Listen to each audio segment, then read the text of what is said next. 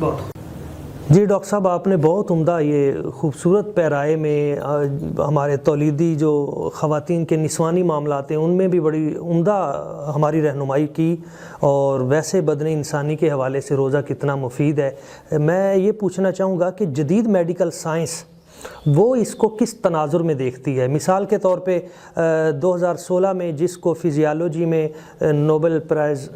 دیا گیا وہ جاپان کا یوشی نوری ہے، تو اس نے کینسر کا علاج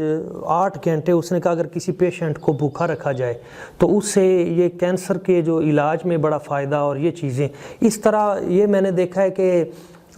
بعد جو لوگ کہتے ہیں کہ جانور بھی روزہ رکھتے ہیں، سانپ جو ہے یہ کچھ عرصے کے لیے اپنے آپ کو تہہ خانے میں رکھ لیتا ہے، یہ کینچلی جب بدلتا ہے تو اس کے بدن پہ نئی کھال آ جاتی ہے، تو وہ اس نے کھانا پینا روک لیا ہوتا ہے۔ تو ان میں ہے درختوں میں یہ جو خزاں کا موسم آتا ہے تو وہ بھی کہتے ہیں کہ وہ کھانا پینا بند کر دیتے ہیں، پچھلی ان کی جلد اتر جاتی ہے، نئی جلد آ جاتی ہے، تر و تازگی۔ اسی طرح بندہ مومن کو بھی سال کے بعد اللہ کریم کی ذات برکات روزے کے ذریعے تازگی عطا کرتی ہے۔ تو میں اس حوالے سے پوچھنا چاہوں گا کہ جدید میڈیکل سائنس اس حوالے سے اور امراض کے علاج میں کیا تجویز دیتی ہے؟ آپ کے سوال کے جواب میں جیسا کہ آپ نے جاپانی سائنسدان کی مثال دی، میں اپنی بات کا آغاز بھی ایک کسی سائنسدان کے واقعے سے کروں گا کہ کیمبرج یونیورسٹی کے ایک پروفیسر تھے، وہ علوم اسلامی کا مطالعہ کر رہے تھے۔ وہ کہتے ہیں کہ جب میں نے علوم اسلامی کا مطالعہ کیا تو جب میں روزے کے چیپٹر پہ پہنچا تو میرے اوپر بہت ساری چیزیں اشکار ہوئیں۔ وہ کہتے ہیں کہ میں پھر اس نتیجے پہ پہنچا جب اس چیپٹر کو میں نے کمپلیٹ کیا تو اگر رب کائنات اگر مسلمانوں کو اور کچھ نہ عطا کرتا، صرف روزہ عطا کر دیتا تو یہ بھی اس کی بہت بڑی اطاعت ہے۔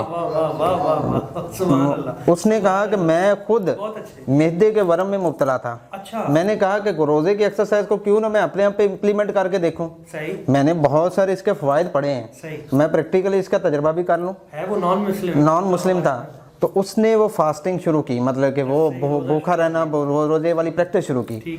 تو وہ کہتا ہے جیسے جیسے دن بڑھتے گئے میں اس پریکٹس میں تھا تو میرے الحمدللہ بھی وہ چیزیں میرے بہت ساری مجھے جو پرابلم تھے بہت حد تک میں ان سے چھٹکارا پا رہا تھا،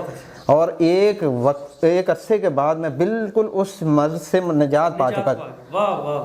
تو وہ کہتا ہے کہ میرا ایمان ہے، حالانکہ وہ جو نان مسلمس ہیں جو اس نے لکھا، اس نے کہا کہ یہ چیز اگر وہ رب کائنات اگر نہ بھی کچھ عطا کرے تو یہ بہت کافی ہے، مطلب اس سے بڑھ کے ایک غیر مسلم ہمارے روزے کے بارے میں یہ بیان کرے تو اس مسلم ہمارا ایمان تو پھر بہت زیادہ اس میں مضبوط ہونا چاہیے۔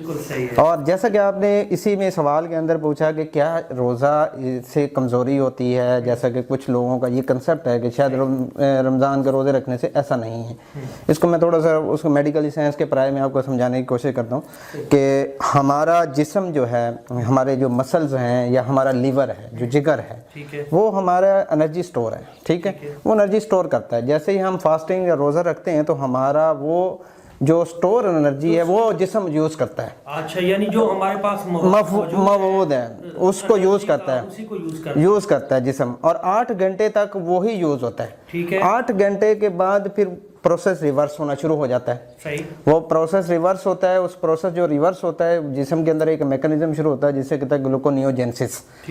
اس کا کیا مطلب ہوتا ہے کہ باڈی اپنے ہی ریسورسز سے گلوکوز بنانا شروع کر دیتی ہے۔ پہلے تو سٹور گلوکوز یوز کرتی ہے 8 گھنٹے، اس کے بعد وہ خود سے، وہ باہر سے کچھ نہیں آ رہا ہوتا ہے، ٹھیک ہے، وہ خود سے گلوکوز پیدا جو ہونا ہے وہ کس طرح ہوتا ہے کہ آپ کی جو ہے آپ کے جتنا فیٹ پڑا ہوتا ہے وہ فیٹ کو یوز کرتا ہے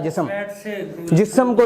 وہاں سے گلوکوز کی پروڈکشن شروع ہوتی ہے۔ بہت اچھے، اور اگر وہ فیٹ پڑا رہے تو وہ بڑا نقصان دہ ہے۔ اور لیکن روزے کی حالت میں کیا ہوتا ہے، وہ ایکسٹرا فیٹس جو ہیں وہ آپ کے یوز ہوتے ہیں گلوکوز کی پروڈکشن کے لیے۔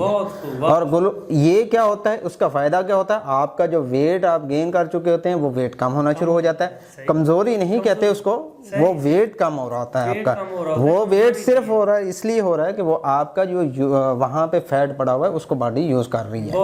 ٹھیک ہے، وہ کیلوریز جو آپ کے اندر ہیں اس کو یوٹیلائز کر کے آپ کا گلوکوز کو بنا رہی ہے، ٹھیک ہے۔ اسی کے ساتھ ساتھ جیسے ہی لیور کہ سیلس کو تھوڑا سا ریلیکس، کیونکہ جیسے ہی ہم کھاتے ہیں نظام ہمارا جو ہے ڈائجسٹو سسٹم ایکٹیویٹ ہو جاتا ہے، کوئی بھی چیز چاہے وہ چھوٹی سے چھوٹی بھی چیز کیوں نہ ہو، پورا سسٹم ایکٹیویٹ ہو جاتا ہے، جس کے اندر جگر کا بھی بہت بڑا رول ہے۔ اگر روزے کی حالت میں جگر کو یہ بہت سارا ایک ریسٹنگ فیز مل جاتا ہے، وہ ریسٹ کرتا ہے، جب وہ ریسٹ کرتا ہے 6 سے 8 گھنٹے، تو اس کے اندر ایک پروڈکشن ہوتی ہے گلوبولن کی، وہ گلوبولن کی پروڈکشن بڑھانا شروع کر دیتا ہے۔ بہت اچھا۔ اس پروسیس میں وہ گلوبولن کا کیا اثر ہوتا ہے کہ وہ آپ کا جو امیون سسٹم ہے اس کو بوسٹ اپ کرتی ہے، اس کو بڑھاتی ہے، اس کو اسٹرینتھن کرتی ہے۔ جب وہ سسٹم اسٹرینتھن ہو جاتا ہے تو ڈیفینیٹ بات ہے کہ آپ کمزور نہیں ہوتے، آپ بلکہ بیماریوں کے خلاف لڑنے کے لیے اور مضبوط ہو جاتے ہیں۔ اصل کیونکہ جو کمزوری کی ڈیفینیشن ہے کہ آپ کا قوت مدافعتی نظام، آپ کا مدافعتی نظام کتنا کمزور ہوا ہے، لیکن روزے کی حالت میں تو وہ آپ کا مدافعتی نظام مزید بہتر ہو رہا ہے۔ ڈاکٹر صاحب اس سے تو مجھے یہ بھی سامنے آیا کہ ابھی جو ہمارے ڈاکٹرز ہیں وہ بار بار کہہ رہے ہیں کہ آپ اپنی امیونٹیز کو، امیون سسٹم اسٹرانگ کریں، جو کرنٹ سینیریو کرونا کے والے سے، تو نو ڈاؤٹ اس میں کوئی شک نہیں ہے، اس میں بھی ہمیں روزہ جو ہے وہ فائدہ دے رہا ہے۔ پھر جیسے آپ نے بات کی کہ کینسر تھراپی میں اس کا بہت بڑا رول ہے، نو ڈاؤٹ اس کا بہت بڑا رول ہے۔ میں اب اس میں اس کا کیسے ہے کہ جو روزے کی حالت میں جب فاسٹنگ میں آپ ہوتے ہیں تو آپ کا جو